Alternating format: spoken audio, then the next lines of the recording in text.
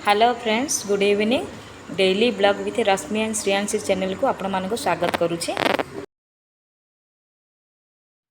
आज संध्यारे पाग भल थिला, जेहेतु वर्षा आसी नथिला सेति आमे 7टा बेले को बाहरी पड़थिलु shanmukha टेम्पल। जेहेतु मु बेंगलोर आछि सेति एटा गोटे बेंगलोर फेमस मंदिर मध्यरु अन्यतम। यह हूँ मंदिर को प्रवेश करने सीढ़ी। एठी प्रथमे भगवान गणेश विराजमान करछन्ति। प्रथमे तांको को दर्शन करिबा।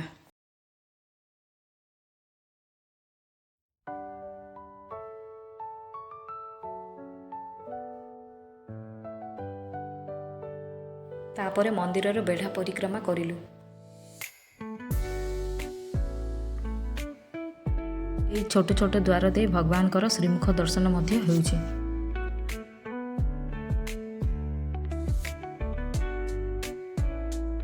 जेहेतु कि संध्या 7:30 हेलानी सेति अंधार जगू सेते कैप्चर भल से आसु नाही।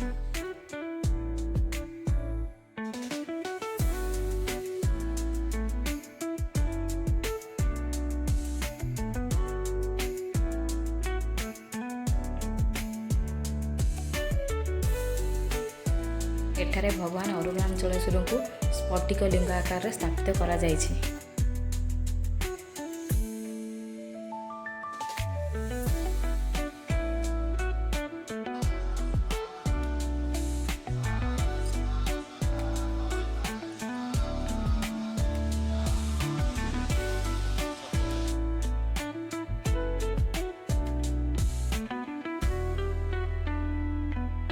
मंदिर चतुर्पार्श्व एमती किछि देखा जाउछि। साप बिड़ा बा हुंका आकार मंदिर बाहर परिसर।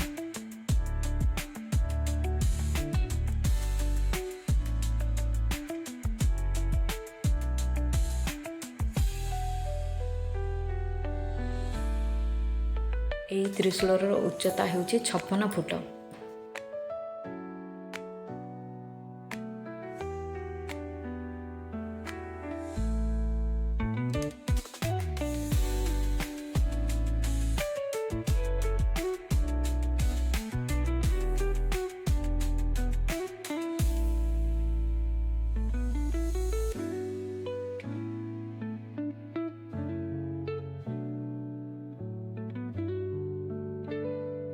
यह हूँ श्रृंगागिरी श्री shanmukha टेम्पल। मंदिरटी बहुत हाइट रे थिबा जको बहुत सीढ़ी चढ़ा पड़े।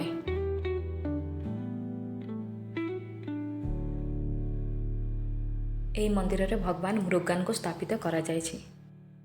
यही मंदिर गोटे विशेषता तार रही जे समस्त मंदिर रे भगवान मृगान को 3टी रूप भक्तों को दर्शन करा जाए, किंतु यही मंदिर रे भगवान मृगान 6टी जाक रूप भक्तों को दर्शन करा जाए। बाहर साइड रु 3टी एवं भीतर साइड रु आउ 3टी रूप एठारे भगवान भक्तों को दर्शन दियंती।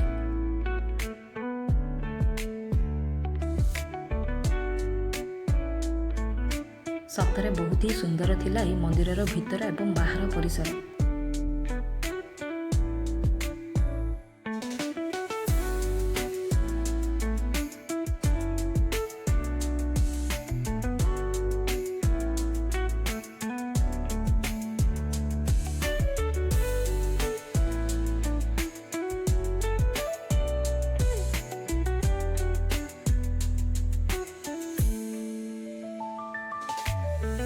वर्तमान यही मंदिर दर्शन सरिला, तो एबे आमे तळकु जाउछु।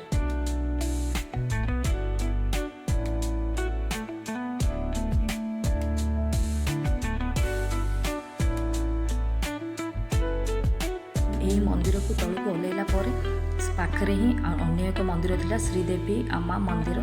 सेठी माँ दुर्गा अवस्थापित करछन्ती, तो सेही मंदिर भी आमे दर्शन करिकि आसिलु।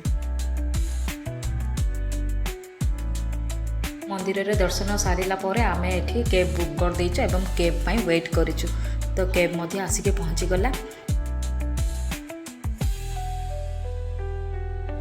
वीडियोटी भल लागले लाइक कमेंट सब्सक्राइब कर दियंतु। जय जगन्नाथ।